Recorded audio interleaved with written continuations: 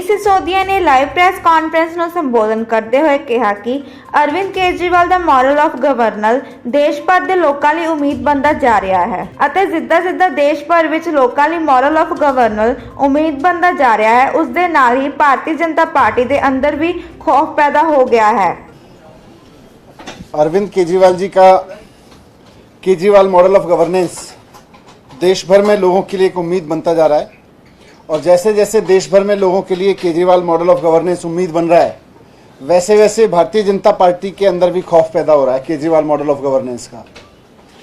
दिल्ली और पंजाब में जिस तरह से सरकारें केजरीवाल मॉडल ऑफ गवर्नेंस पे काम कर रही हैं और चारों तरफ इनकी वाहवाही हो रही है, तो जहाँ भी अब चुनाव होते हैं वहाँ माहौल यही बनता है कि जैसे दिल्ली के लोगों ने केजरीवाल जी को मौका दिया, पंजाब के लोगों ने केजरीवाल जी को मौका दिया, वैसे ही जहाँ चुनाव होता है वहाँ भी लोग चाहते हैं कि भाई केजरीवाल जी को एक मौका देना चाहिए। आपने देखा गुजरात में जब केजरीवाल जी गए अभी रैली करने तो कितना ज़बरदस्त वहाँ पे जनता का रेस्पॉन्स मिला। कल हिमाचल गए केजरीवाल जी तो वहाँ भी जनता का बहुत ज़बरदस्त रेस्पॉन्स मिला। कल हिमाचल की जनता को रेस्पॉन्स को देखते हुए अब ये पता चला है कि भारतीय जनता पार्टी इतनी बुरी तरह से घबरा गई है कि वहाँ पे अपना मुख्यमंत्री बदलने जा रही है।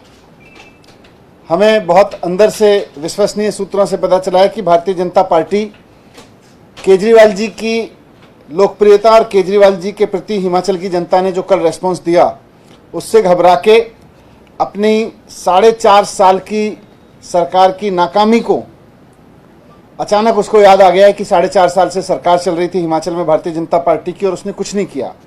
मुख्यमंत्री जयराम ठाकुर जी एक बेहद नाकाम मुख्यमंत्री साबित हुए। उन्होंने जनता के लिए वहाँ कुछ नहीं किया, ना स्कूल बनवाए बल्कि स्कूल तो बंद किए, अस्पतालों में कुछ नहीं किया, बिजली पानी का बुरा हाल है, रोज़गार का बहुत बुरा हाल है वहाँ पे युवाओं के लिए।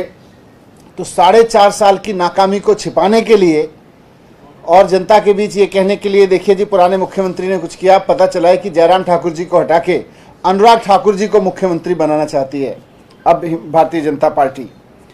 पर मैं भारतीय जनता पार्टी को कहना चाहता हूं कि आप चाहे ये चेहरे बदल लो, 4.5 साल आपने जो हिमाचल की जनता को धोखा दिया है, जो 4.5 साल आपने हिमाचल की जनता की उम्मीदों को तोड़ा है, आपने उनके लिए कुछ नहीं किया, आपको उनकी याद नहीं आई।